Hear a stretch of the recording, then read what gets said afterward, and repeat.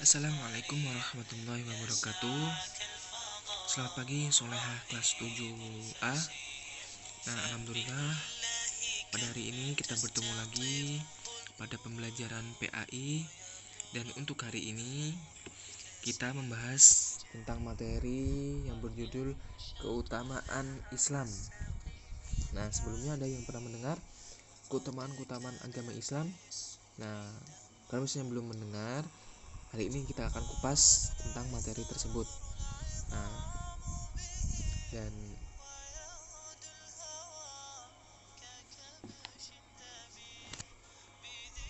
bagi siswa-siswa yang belum menyiapkan bukunya, silakan siapkan terlebih dahulu agar proses pembelajaran kita pada hari ini bisa berjalan secara maksimal.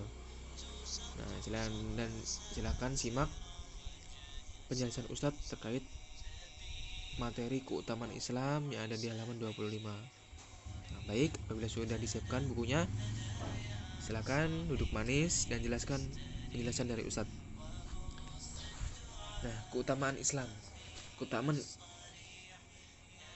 Islam dibanding agama-agama yang pernah diturunkan Allah kepada umat-umat terdahulu itu ada 7 poin. Ada 7 butir keutamaan Islam. Yang pertama itu adalah agama yang sempurna dan diridai Allah Subhanahu wa taala. Jadi agama Islam itu adalah merupakan agama yang sempurna dan juga diridai Allah, seperti yang dikatakan Allah pada surah Al-Maidah ayat 3 yang berbunyi Bismillahirrahmanirrahim. Al-yawma akmaltu lakum dinakum wa atmamtu alaikum ni'mati wa raditu lakumul Islam madina. Yang artinya pada hari ini telah kusempurnakan untuk kamu agamamu, telah kucukupkan kepadamu nikmatku, dan telah kuridhoi Islam itu jadi agama bagimu.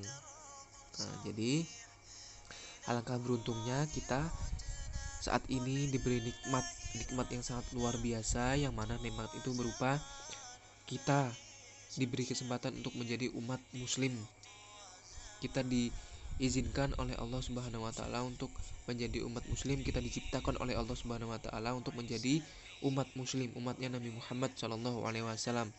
Yang mana kita sebagai umat muslim ini telah diberikan agama oleh Allah, agama yang sempurna, agama yang memiliki nikmat-nikmat di dalamnya, dan juga agama yang sudah telah Allah ridhoi untuk kita semua. Seperti itu. Terus yang kedua ada satu-satunya agama yang diakui di sisi Allah Subhanahu wa taala. Seperti yang Ustadz jelaskan pada penjelasan materi-materi sebelumnya, yang mana materi berjudul pengertian Islam, yang mana Ustadz jelaskan bahwa ada agama Nabi Musa. Agama Nabi Musa itu padahal yang pertama kali adalah, atau yang asli adalah agama Islam, bukan agama Yahudi. Begitupun juga seperti agama Nabi Isa, itu adalah yang asli agama Islam, bukan agama Kristen atau Nasrani. Jadi seperti itu. Jadi jelas di sini makna dari satu-satunya agama yang diakui di sisi Allah. Artinya cuma agama Islam yang diakui oleh Allah. Sedangkan tidak seperti agama Majusi, Yahudi, Nasrani, dan lain sebagainya, itu merupakan agama-agama yang telah mengalami penyelewengan dari ajaran-ajaran yang sudah diajarkan oleh Allah Subhanahu wa taala. Seperti yang difirmankan Allah pada Quran surah Ali Imran ayat 85 yang berbunyi wa may yabtaghi khairal islami dinan falan yuqbala minhu wa huwa fil akhirati minal khasirin. Yang artinya, siapa yang mencari agama selain agama Islam, sekali-kali tidaklah akan diterima agama itu darinya, dan di akhirat kelak ia termasuk orang-orang yang rugi. Jadi seperti agama Yahudi, agama Nasrani itu merupakan agama-agama yang tidak diakui oleh Allah Subhanahu wa taala. Artinya agama itu merupakan agama yang tidak mengajarkan kita untuk mengenal Allah, melainkan agama tersebut mengajar kita untuk, atau agama tersebut merupakan agama yang mengajarkan untuk tidak menyembah Allah. Artinya menyeleweng dari ajaran yang sudah diajarkan oleh Nabi Musa dan Nabi Isa. Nah, padahal nabi-nabi terdahulu ya, nabi-nabi yang diutuskan oleh Allah untuk mengajarkan agama Allah itu mengajarkan kepada kita semua, kepada umat-umatnya untuk senantiasa mengesahkan Allah, menyembah Allah, mengenal Allah, bukan malah untuk menyekutukan Allah Subhanahu wa taala. Nah, jadi termasuk orang-orang yang rugi juga, orang-orang yang telah menyesatkan atau membuat agama-agama yang tidak diridhoi oleh Allah Subhanahu wa taala, seperti agama Yahudi, agama Nasrani. Nah, gitu. Terus yang ketiga ada agama yang menjadi rahmat bagi seluruh alam. Nah, jadi agama Islam adalah agama yang menjadi rahmat bagi kita semua. Nah, rahmat bagi seluruh alam, artinya menyeluruh, seperti yang difirmankan Allah pada Quran surah Al-Anbiya ayat 107, wa ma arsalnaka illa rahmatan lil alamin. Nah, itu. Adapun yang dimaksud sebagai rahmat bagi seluruh alam adalah yaitu ada agama ini diperuntukkan bagi seluruh umat manusia dari berbagai ras dan bangsa hingga hari kiamat. Nah, jadi agama ini diperuntukkan untuk seluruh umat manusia.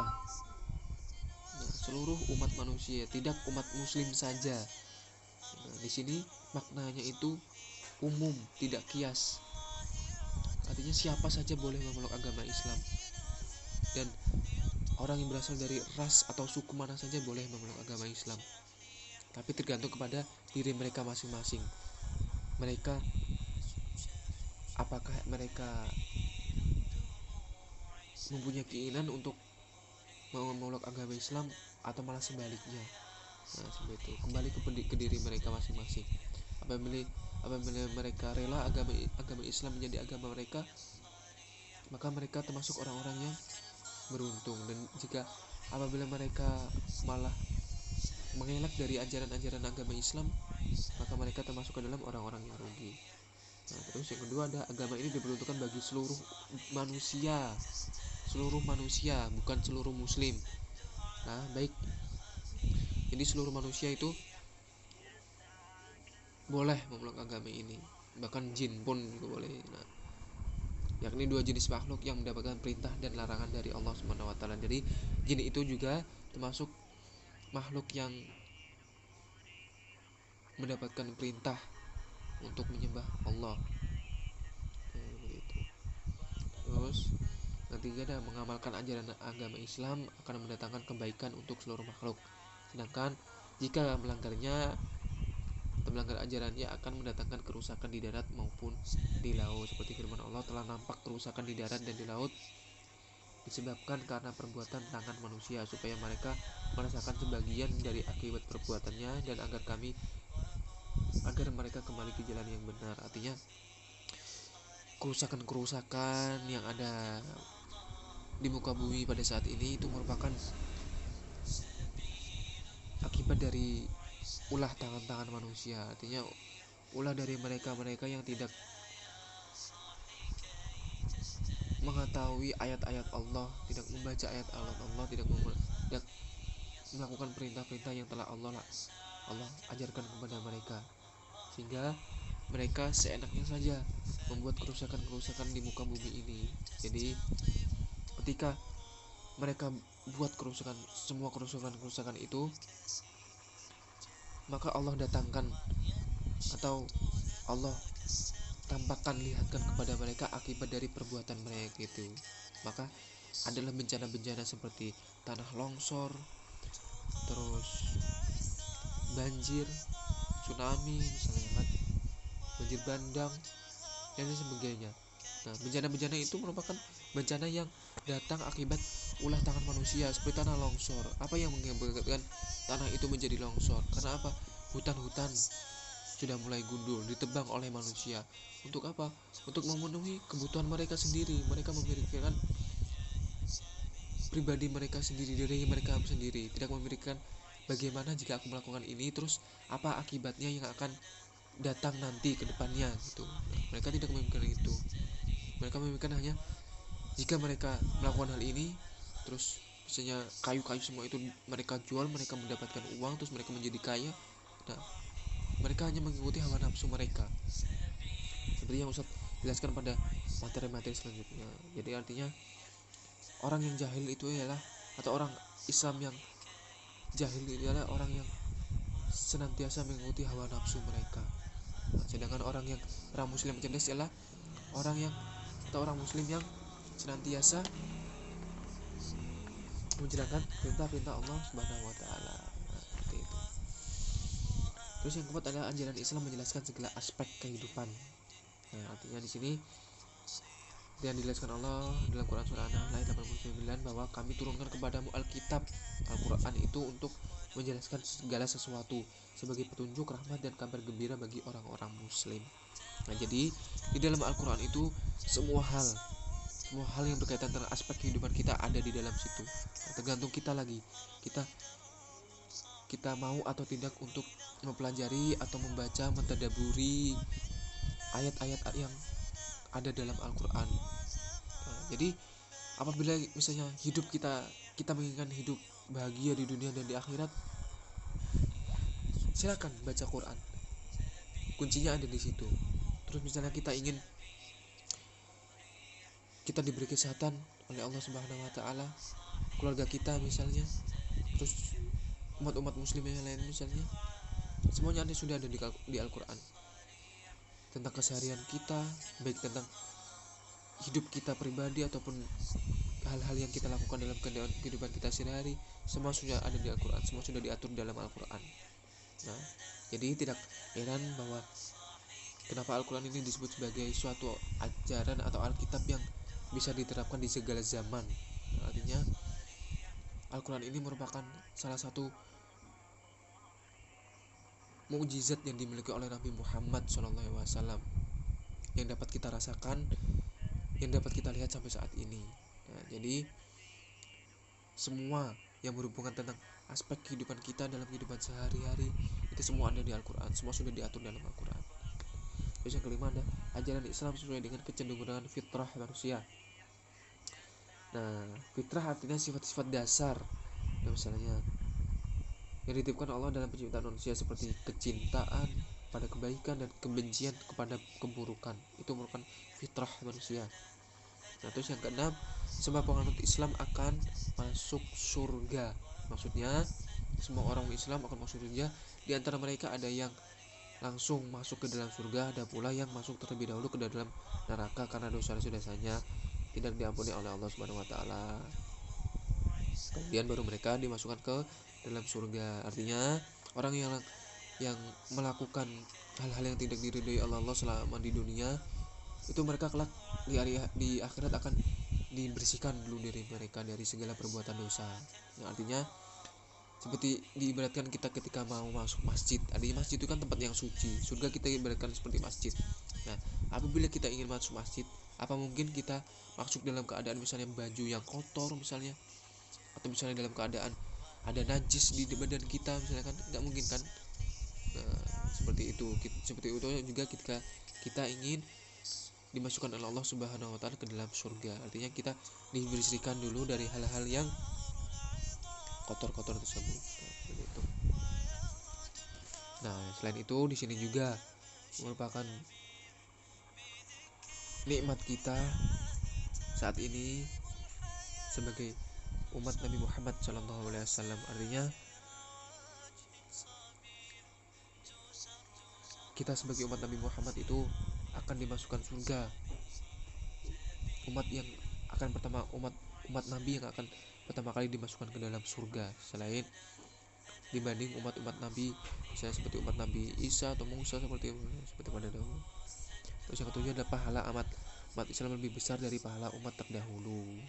Nah, diriwayatkan dari Abdullah bin Umar, Rasulullah bersabda, perumpamaan kamu dengan orang Yahudi dan Nasrani adalah seperti seorang yang mempekerjakan para karyawan. Nah, artinya siapa yang mau bekerja untukku sampai tengah hari dengan upah sekeping emas. Orang-orang Yahudi bekerja keras dengan upah sebesar itu. Setiap orang diberi sekeping emas. Diikuti oleh orang-orang Nasrani dan masing-masing diberi sekeping emas. Kemudian kamu bekerja dari waktu asar hingga maghrib dengan upah 2 keping emas, sehingga setiap orang diberi 2 keping emas. Oleh sebab itu orang-orang Yahudi dan Nasrani marah. Mereka berkata, kami lebih banyak bekerja, tetapi upahnya lebih sedikit. Nah, pemilik pekerjaan berkata, apakah aku telah menjalimi hak-hak kalian? Mereka berkata, tidak.